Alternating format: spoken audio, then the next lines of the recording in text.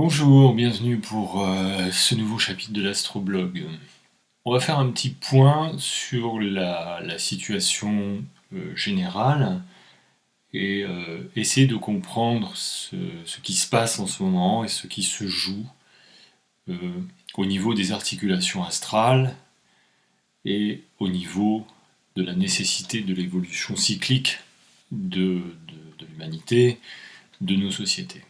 On revient encore une fois sur l'aspect Saturne-Uranus qui est en carré décroissant actuellement. Saturne dans le signe du Verseau et Uranus dans le signe du Taureau. Saturne, c'est l'image père. C'est le père symbolique, bien sûr. Ça peut être le père réel, mais c'est surtout la manière dont on va intégrer, la manière dont on va s'approprier l'image père, l'image symbolique, les caractéristiques de l'énergie saturnienne qui incarne l'image du père symbolique. Qu'est-ce que le père? Le père, symboliquement, c'est celui qui cadre, c'est celui qui ordonne, c'est celui qui pose des limites, c'est celui aussi qui, quelque part, manifeste une certaine autorité dans la manière d'éduquer, de faire en sorte que ces enfants se construisent sur des bases solides, avec une structure. C'est celui qui juge, qui polisse les choses aussi en cas d'infraction quelque part aux règles que le père symbolique, impose. L'enfant, ou en tout cas, oui, le futur adulte, va intégrer cette image père ou pas.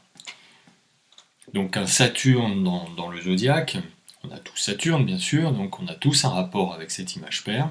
La manière dont il est configuré dans le thème astral va donner beaucoup d'indications sur ce rapport avec cette image père, la manière dont on l'a intégré. Il y a des Saturnes défaillants dans le zodiaque. Ces Saturnes défaillants montrent en effet que l'image père n'a pas été appropriée, on n'a pas fait sienne l'image père de la façon, entre guillemets, traditionnelle. Soit que le père réel a été absent ou a été défaillant, mais parfois le père réel, physique, joue son rôle de père, mais que soi-même on n'a pas intégré l'image père exactement comme elle aurait dû ou pu se faire. Cette défaillance saturnienne peut se manifester de différentes façons, soit que effectivement on va manquer de forme d'autorité, c'est-à-dire qu'on va avoir des difficultés à faire autorité dans le champ social, dans son existence de vie sociale, dans son rapport à la société, dans son intégration et dans ses manières de vouloir se réaliser dans le monde. Donc on va avoir du mal à s'affirmer, ça peut se manifester comme cela, des manques, des difficultés d'affirmation de soi, de faire autorité symboliquement, ou au contraire, et ça c'est l'écueil saturnien dans les deux cas, au contraire d'être dans des excès d'autoritarisme. Peut-être aussi que ce Saturne, ce père, a aussi dans la transmission fait preuve d'excès d'autoritarisme. Dans les deux cas, c'est lié, parce que si on est en manque, quelque part, de structure, de repères, vous voyez, c'est intéressant ça à comprendre aussi dans l'approche lacanienne. Si on manque de repères, eh bien, et qu'on se sent quelque part un peu en défaillance par rapport à cela, par effet de surcompensation, on peut aussi être dans des excès d'autoritarisme. On peut du coup vouloir être un peu dur, peut-être parfois dur avec soi-même aussi, dur avec les autres, voilà, il peut y avoir des formes de psychorigidité, parce que justement l'écueil saturnien, c'est trop de dureté, trop de cristallisation, trop de choses qui enferment. Ça peut être un peu voilà, des formes de diktat, on peut vouloir faire preuve oui, de rigidité. Hein, on a un côté un peu flic, un peu juge, qui veut absolument imposer comment dire, ses préceptes, ses enseignements, ses expériences, alors qu'un Saturne qui est bien intégré, qui se vit bien, eh bien, les choses se passent tout naturellement et d'une manière assez fluide. Hein, il n'y a ni défaillance d'un côté ni de l'autre. Petite précision, on parle bien d'une symbolique de l'image père. Cette symbolique n'est pas sexuée. Il s'agit d'un archétype de comportement, d'attitude. Donc ça peut être incarné par un homme ou par une femme, peu importe. Actuellement, et depuis pas mal de siècles, nous sommes dans des sociétés qui sont saturniennes. La société saturnienne, de par cette symbolique du père et quelque part du chef un peu suprême, autoritaire, mon père, ce héros, ou ce zéro, se retrouve dans les archétypes de fonctionnement de nos sociétés. Quand on regarde bien, on a des chefs de partout. On a des pères symboliques, archétypaux, tutélaires de partout, à tous les étages de la société, des fonctionnements de la société. On a des chefs religieux, on a des chefs d'État, des chefs politiques, on a des chefs d'entreprise, bref, des chefs, vous en voulez, en veux-tu, en voilà, il y en a partout. Parce que nous sommes dans des sociétés de fonctionnement de type saturnienne, avec donc une verticalité des compétences, des savoir-faire, des savoir-être et des pouvoirs. Cette verticalité met en place des systèmes pyramidaux dans toutes les strates de la société. Hein. Donc, ces fonctionnements-là, ils sont ce qu'ils sont. On comprend bien que si ces fonctionnements saturniens, archétypaux du père, symboliques, se passent bien, ok, on est plutôt pas mal, mais en même temps, quand on est dans un fonctionnement comme cela, eh bien on est dans un fonctionnement d'infantilisation. Même si on n'a pas l'impression d'être des enfants, à travers les conditionnements des fonctionnements de nos sociétés, avec cette mécanique saturnienne, cette mécanique du père, eh bien oui, quelque part, on est toujours infantilisé. On est infantilisé dans notre manière aussi de fonctionner démocratiquement.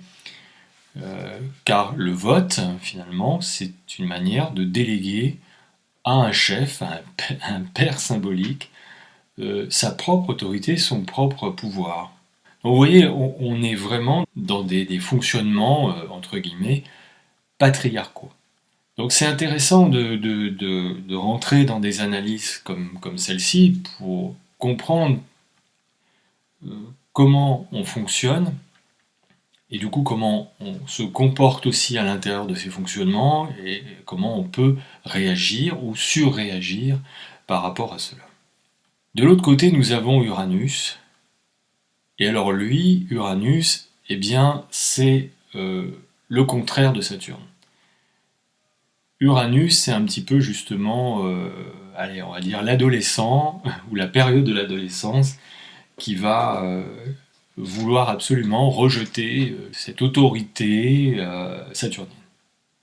Il va chercher à se libérer de l'étreinte saturnienne, quand il estime que celle-ci est trop limitante, trop psychorigide, trop enfermante, trop structurante, et que finalement ces côtés structurants l'empêchent de pouvoir s'émanciper et s'affranchir. Uranus, c'est vraiment l'émancipation des conditionnements du passé. Le passé représenté par Saturne. Saturne, c'est la planète de la temporalité, du temps, donc de l'expérience, de l'âge un peu avancé, quelque part, de la sagesse, si Saturne s'exprime d'une manière adéquate. Et Uranus, lui, c'est la libération de cela, parce qu'il estime que Saturne reste trop enfermé, trop pris dans ses préceptes, et qu'il est un petit peu comme dans une citadelle, enfermé dans des certitudes, dans des fonctionnements, qui certes ont eu leur raison d'être, parce que de toute façon chaque chose, chaque dynamique dans le zodiaque est utile, là n'est pas la question, mais qu'à un moment donné, il y a un besoin d'évoluer, il y a un besoin de progresser, et c'est ce que Uranus incarne.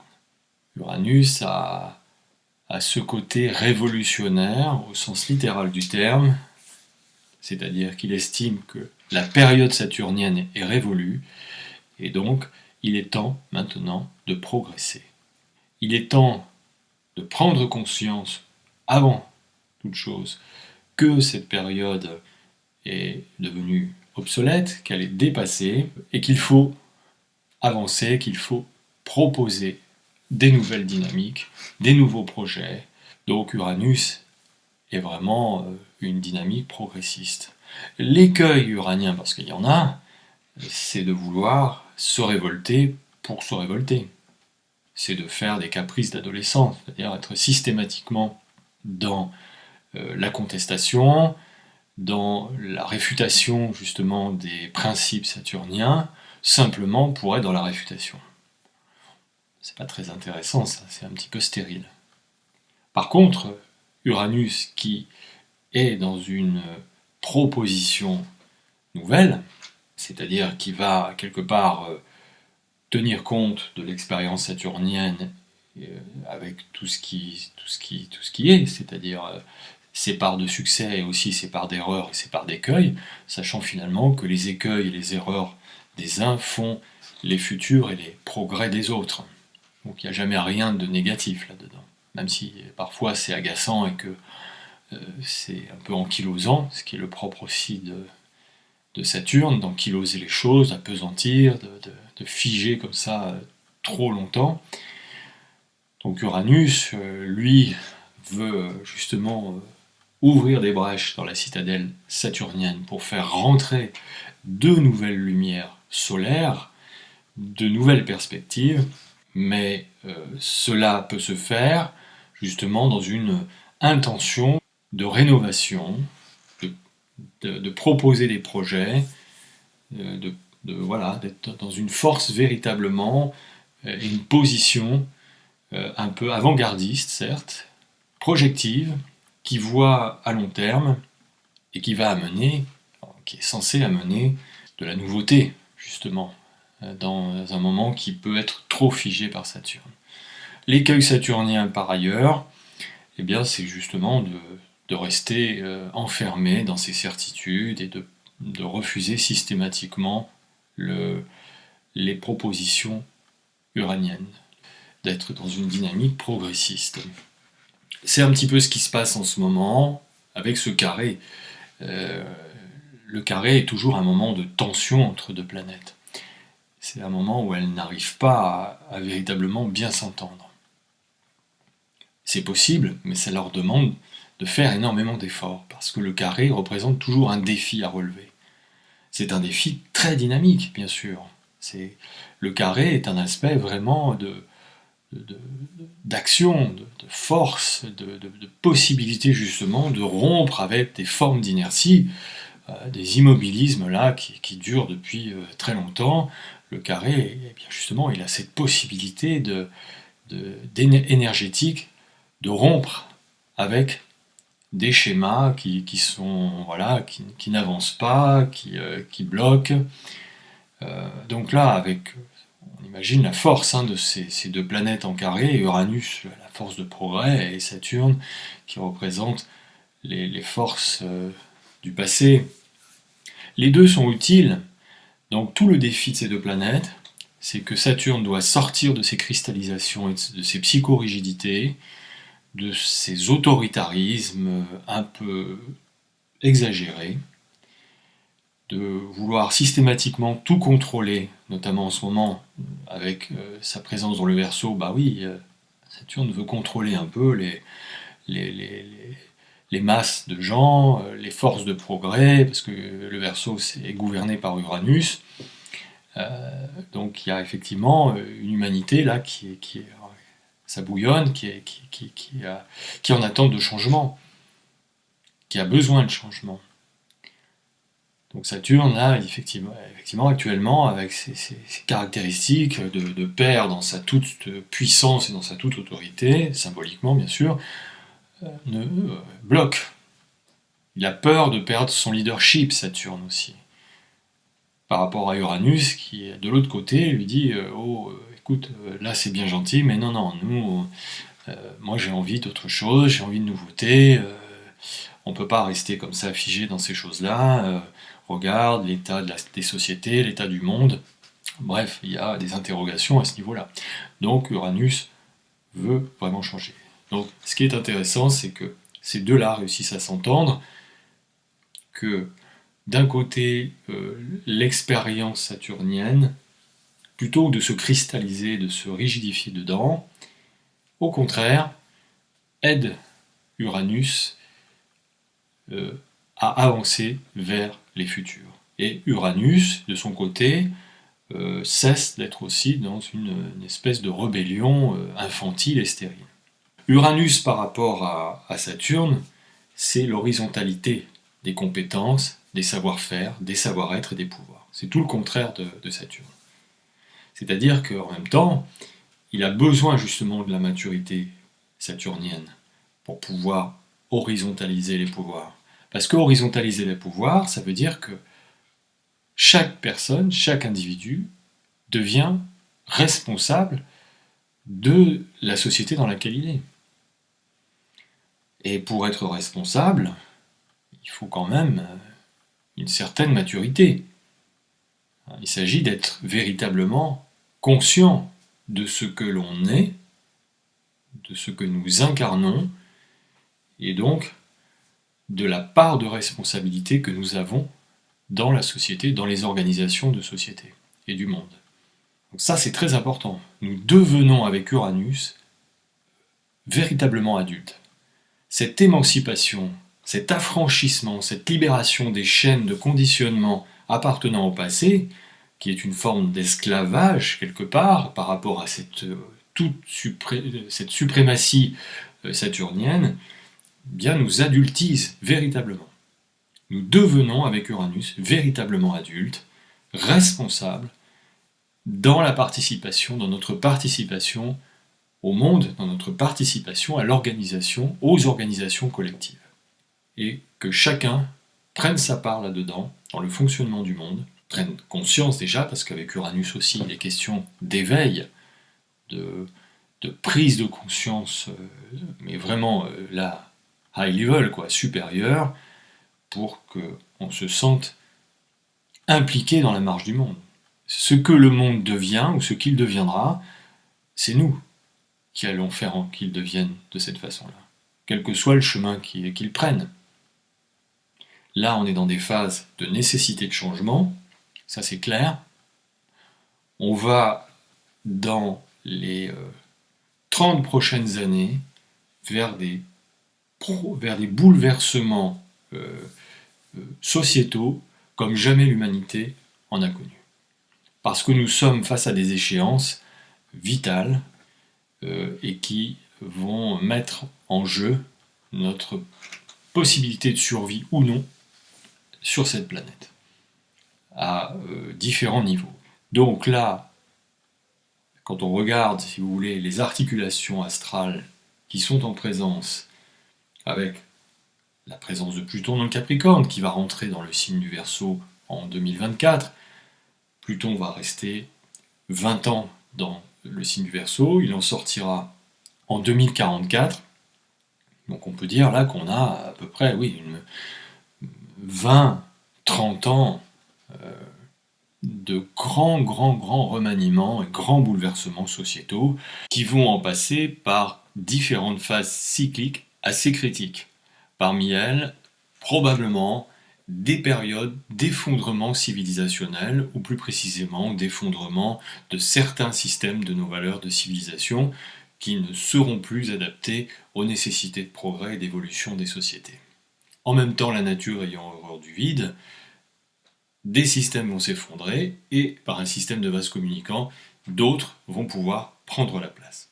Toutes nos postures de mascarade sociétale, humaine, on va les prendre en pleine face, et ça risque d'être un petit peu dérangeant, parce que quelque part on a nos orgueils, on a nos égos, et c'est difficile d'admettre qu'on s'est trompé, c'est difficile de reconnaître qu'on a commis des erreurs au long de notre histoire, qu'on a mis en place des fonctionnements, des organisations de société qui ont été quelque part un peu débordants.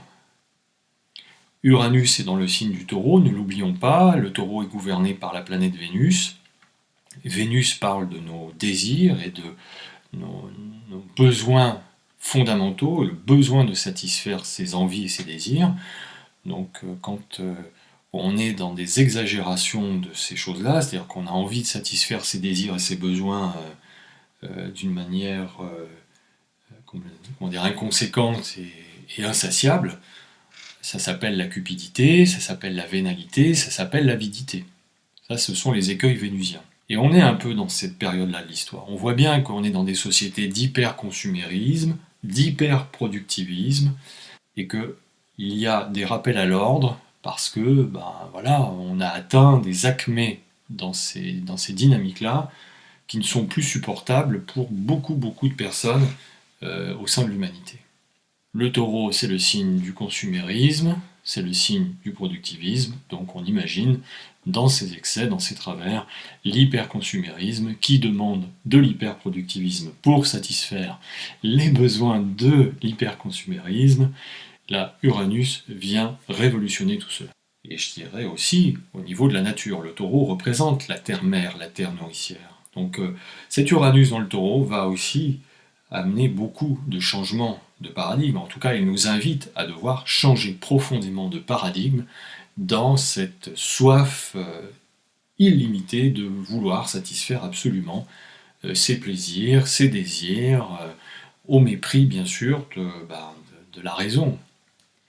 Si on est dans des fonctionnements déraisonnables et déraisonnés à bien des niveaux, à bien des égards dans nos modus vivendi, oui, ça crée du déséquilibre partout. Donc vous voyez, tout cela, c'est ce qui va se jouer dans toutes les années qui viennent. C'est pas tellement une grande découverte, on s'en doute, mais par contre, ça va secouer. Par phase, bien sûr, on va pas toujours être dans des moments de tension, mais oui, c'est sûr. Et ces phases où ça va secouer, je vous le dis, risquent de se manifester par des formes d'effondrement de certaines caractéristiques de nos manières de fonctionner. En ce moment de nouvelle lune, qu'est-ce que je dis, de pleine lune, Gémeaux-Sagittaire, et vous voyez, la pleine lune Gémeaux-Sagittaire, c'est la connaissance et l'intelligence. Le Gémeaux, c'est la connaissance, c'est l'apprentissage, et le Sagittaire, c'est l'intelligence, c'est la compréhension. Et c'est ce qu'indique un peu cet axe de la pleine lune, et aussi qui se fait sur les nœuds lunaires, qui sont en ce moment-là dans le Gémeaux Sagittaire. C'est la connaissance pour la connaissance, c'est pas très intéressant. C'est-à-dire qu'on peut apprendre, on peut connaître beaucoup de choses, on peut être très cultivé, mais si on répète ça comme un perroquet ou comme des perroquets, bon, on ne fait qu'être des perroquets. Par contre, le Sagittaire en face, lui justement, invite à faire preuve d'intelligence. L'intelligence et la culture, l'intelligence et la connaissance sont bien sûr reliés, mais parfois elles n'ont rien à voir. On peut être quelqu'un d'intelligent et très intelligent et pas forcément avoir un gros bagage culturel ou de grosses connaissances. Par contre, on va avoir des manières de comprendre les choses qui vont être high level. L'idéal, bien sûr, et c'est le but des nœuds lunaires, c'est le but du thème astral, c'est d'être au centre. Donc c'est d'avoir des connaissances et de l'intelligence pour savoir comment on va comprendre et utiliser ces connaissances. Voilà. Je vous souhaite une belle fin de journée, je vous dis à très bientôt, j'aurai l'occasion bien sûr de revenir sur tout ce qui a été dit dans cette vidéo, parce qu'évidemment on va rentrer dans des moments et des phases de grands changements civilisationnels pour les temps qui viennent. A très bientôt.